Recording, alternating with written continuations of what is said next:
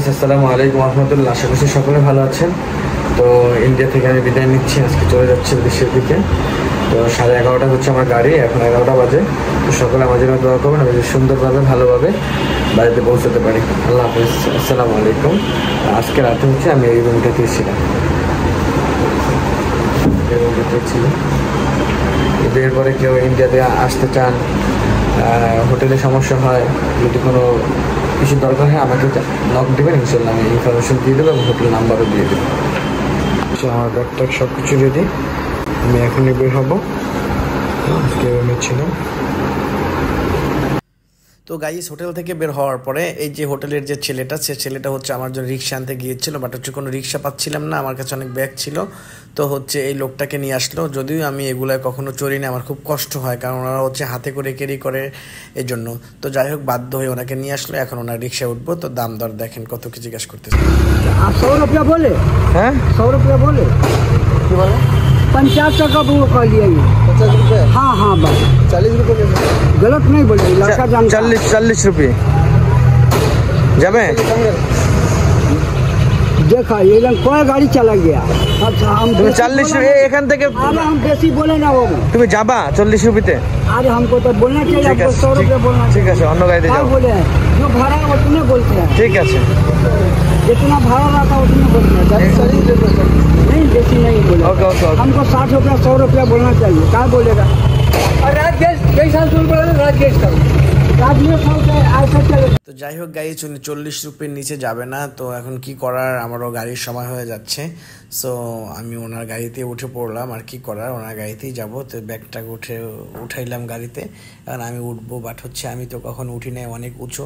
তো উঠে বসলাম, দেখতেই পাচ্ছেন যে কত উঁচু। আর হচ্ছে উনি দেখেন কিভাবে হাতে করে এটাকে টানতেছে, কোনো মেশিন নাই, কিছু না। তো বৃদ্ধ মানুষ, আমার খুব কষ্ট হচ্ছিল, তারপরে কিছু করার নেই। তো যাই হোক, তারপরে হচ্ছে যদিও সময় খুবই কম এবং খুবই শর্ট রাস্তা, অল্প সময়ের ব্যবধান, 4-5 মিনিটের রাস্তা। তো উনি আমার কাছ থেকে 40 রুপি নিবে, বাট হচ্ছে বৃদ্ধ মানুষ, সেই জন্য আর কি করার। তো এই যাচ্ছি, দেখেন কি যে কষ্ট করে ওনারা যে আসলে এগুলো কেন করে আমি জানি না। হয়তো বা এখন রিক্সা আছে, অনেক কিছু আছে, এগুলো চালাইতে পারে, বাট সেই যে তাদের যে ঐতিহ্য, ট্র্যাডিশন, এটাকে ধরে রাখার জন্য তারা এগুলাই করে যাচ্ছে। মেবি উনি বিহারি, বাংলা বলতে পারে না। তো যাই হোক, এই তো আসলে আমি মার্কো স্ট্রিটে ছিলাম। মার্কো স্ট্রিট থেকে হচ্ছে এখন আমি সোহাগ পরিবহন, যেখান থেকে হচ্ছে আমাদের একবারে বর্ডারের যে গাড়ি, আমি সেই বর্ডারের গাড়ির ওখানে যাব, সোহাগ পরিবহনের ওখানে। তো যাচ্ছি আর ভিডিও করতেছি, আর উনি একটু পর পরে পিছনের তাকাচ্ছে, আমাকে বলতেছে পিছিয়ে আগে আর কি বলে, পিছনের দিকে একটু ঝোঁক দিয়ে বসার জন্য। আসলে আমি কখনো উঠিনি, এই ফার্স্ট উঠলাম, বাট হচ্ছে আমার আসলে খুবই কষ্ট হচ্ছিল ওনার আসলে ড্রাইভ দেখে। কারণ উনি হচ্ছে কি বলবো, সব কিছু নিজের শক্তি দিয়েই হচ্ছে টেনে নিয়ে যাচ্ছে আমাকে, কোনো ইঞ্জিন নাই, কোনো কিছু নাই। তো যাই হোক, এই তো যাচ্ছি, আর কি করার। এই যে আর আমি হচ্ছে এই হোটেলে আগে ছিলাম, গুলশান ইনে, এই জন্য এটাকে দেখাইলাম। এখানে আমি 2 দিন ছিলাম গুলশান ইনে, এটা মোটামুটি ভালো। তো যাই হোক, এই তো দেখতে পাচ্ছেন, আমি আবার একটু সেলফি নিলাম। তো যাচ্ছি সামনের দিকে, আগাচ্ছি, বাট আমার ভয় হচ্ছে, মনে হয় যেন আমি পিছিয়ে পড়ে যাব। এ হচ্ছে মার্কো স্ট্রিটের যে চৌরাস্তা, সেখানে একটু জ্যাম ছিল, সেই জ্যামে একটু দাঁড়ালো উনি। তো দেখতে পাচ্ছেন যে চৌরাস্তা, তো এই চৌরাস্তা থেকে আমি ডানে যাব, ডানে গেলেই হচ্ছে সোহাগ পরিবহনের যে কাউন্টার, সেখানে। বাট হচ্ছে আমার প্রচণ্ড লেভেলের কষ্ট হচ্ছিল, ওনার জন্য কি বলবো ভাই। ওই দেখেন পাশে আরও এরকম ওই যে আরেকজন বসে আছে, কি যারা এই যে কত গাড়ি আছে দেখতে পাচ্ছেন, রিক্সা আছে, এগুলো ওনারা না চালিয়ে এগুলা চালাচ্ছে। তো আর কি করার, খুবই কষ্ট হচ্ছিল। দেখতে পাচ্ছেন যে টেনে নিতে হবে, যখন এটাকে থামানোর পরে যখন টানে, তখন কিন্তু ওনার খুব কষ্ট হয়, ঘোড়ার গাড়ির মতো করে। আর টায়ারগুলো হচ্ছে ঘোড়ার গাড়ির মতো। তো এই দেখেন কীভাবে টেনে নিয়ে যাচ্ছে, আর প্রচণ্ড লেভেলের কষ্ট হচ্ছিল। তো যাই হোক, বলতে বলতে প্রায় কাছাকাছি চলে আসছি আমরা, হয়তোবা আর 2-1 মিনিটের মধ্যেই সোহাগ পরিবহনের কাছে চলে যাব।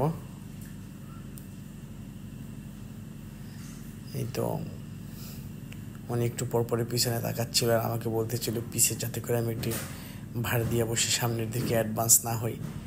এই তো যাই হোক, এই সোহাগ পরিবহনে চলে আসলাম, সোহাগ পরিবহনের কাছে এসে এতে নামলাম। তারপরে হচ্ছে সকালে নাস্তা করে না, যেহেতু অনেক সময় আছে তাই গিয়ে একটু নাস্তা করে নিলাম। হোটেলে গিয়ে হচ্ছে ভাজি আর হচ্ছে রুটি খেলাম।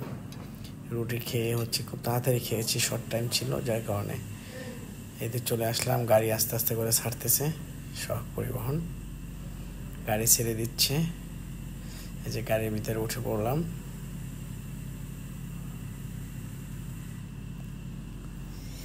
এই তো গাড়ি আস্তে আস্তে বর্ডারে যাচ্ছে। ডিউ টাইমে গাড়ি ছেড়েছে অবশ্য, ওখানে দেরি করে না ওরা।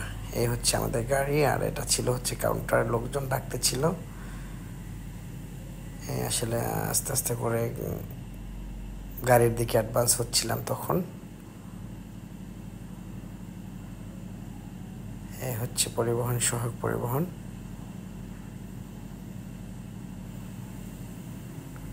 তো গাড়িতে উঠে পড়লাম। গাড়ি এখন যাচ্ছে বর্ডারের দিকে। আমার সিটটা যদিও পিছনে ছিল সবার শেষে, বাট হচ্ছে গাড়ি খালি থাকাতে আমি সামনে এসে বসেছি। কথা বলতে বলতে বর্ডারে চলে আসলাম। এই তো এসে নামলাম বর্ডারে, দেখলাম প্রচণ্ড লেভেলের ভিড়, অনেক বড় সিরিয়াল।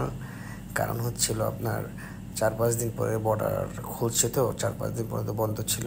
ব্যাগ ছিল আমার পিছনে, তো ব্যাগ নিয়ে হাঁটতে পারছিলাম না, এই জন্য কাঁধে নিয়ে হাঁটতেছিলাম। কারণ কোনো গাড়িতে যে নিব এমন কোনো সুযোগ ছিল না, কারণ সিরিয়াল পার হতে হচ্ছিল তাই। তো যাই হোক, এইভাবে কষ্ট করে করে আস্তে আস্তে করে বর্ডারের দিকে আগাচ্ছে। দেখেন এগুলো হচ্ছে সব সিরিয়াল, রাস্তার মধ্যেও সিরিয়াল, ওদিকে হচ্ছে ইমিগ্রেশন পর্যন্ত সব সিরিয়াল। আর বর্ডারে এসে দেখি সুন্দর, কত সুন্দর গাছ, হ্যাঁ, বড় বড় গাছ, সেই মনে হচ্ছে বাংলাদেশের মধ্যে আছি। এই তো